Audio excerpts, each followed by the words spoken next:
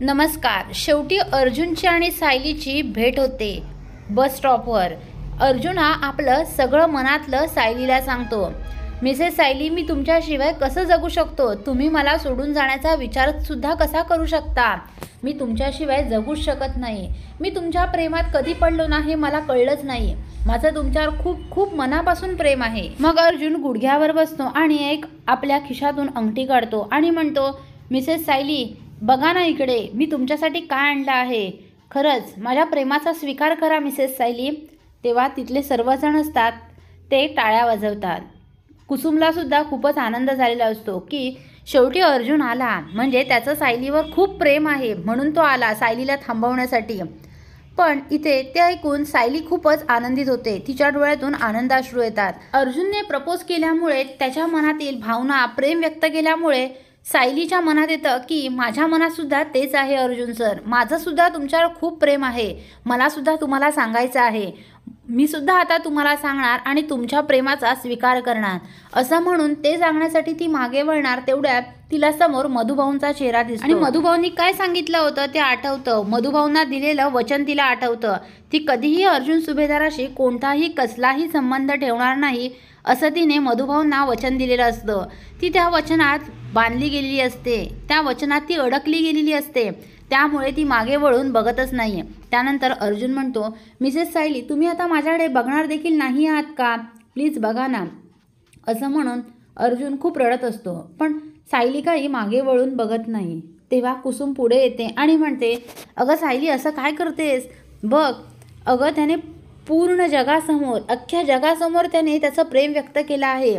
तू पण सांग, तुझं पण त्याच्यावर खूप प्रेम आहे ना? तू पण सांग. आता हीच ती वेळ आहे. आता काहीही लपवून ठेवू नका, काहीही दाबून ठेवू नका मनात. आता बोला. मग मोकळेपणाने तुम्ही एकमेकांशी बोला. सांग तू सुद्धा त्याला.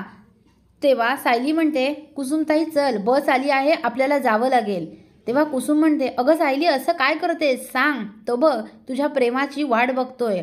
प्रेमाचा भुकेला आहे तो. सायली ही पुढे पुढे जाऊन बसमध्ये बसते. लगेच कुसुमसुद्धा बसमध्ये बसते आणि बस चालू होते. सायलीचं ते वागणं बघून अर्जुन आणि चैतन्य हादरूनच जातात. बसमध्ये चढल्यावर कुसुम आणि सायली खूपच रडत असतात.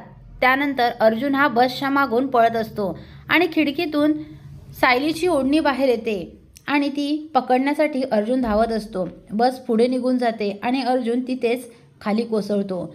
ती बसमधून खिडकीतून ओढणी उडत उडत येते आणि अर्जुनच्याच तोंडावर येऊन पडते. अर्जुन ती ओढणी घेतो आणि म्हणतो, मिसेस सायली, ही जशी ओढणी माझ्याजवळ आली ना, तशा एक ना एक दिवस तुम्ही सुद्धा माझ्याजवळ येणार, माहीत आहे मला, आणि तो दिवस लवकरच येईल. असं म्हणून अर्जुन त्या ओढणीला घट्ट मिठी मारतो आणि खूपच रडत असतो. इथे बसमध्ये सायली आणि कुसुमताई देखील रडत असतात. त्या दोघी सीटवर बसतात. कुसुम म्हणते, सायली, काय केलंस तू हे? का कोल्हापूरच्या बसमध्ये बसलीस? अगं, आता झालं ना तुझ्या मनासारखं. अर्जुनने केलं ना त्याच्या मनातलं प्रेम व्यक्त. मग तू का बसमध्ये चढलीस? का तुझ्या मनातलं प्रेम व्यक्त केलं नाहीस? का अशी वागलीस तू? कोल्हापूरला जाऊन तू काय करणार आहेस? रोज असं रडत रडत जगणार आहेस का अर्जुनच्या आठवणीत? तेव्हा सायली म्हणते, अगं कुसुमताई, काय करू मग मी? मधुभाऊंना वचन दिलंय मी. अर्जुन सुभेदारांशी मी कुठलाही संबंध ठेवणार नाही.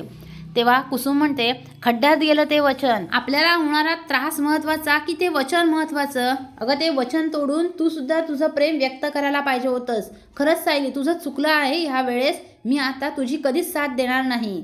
मी आता अर्जुनच्या बाजूने आहे. ते ऐकून सायलीला धक्का बसतो.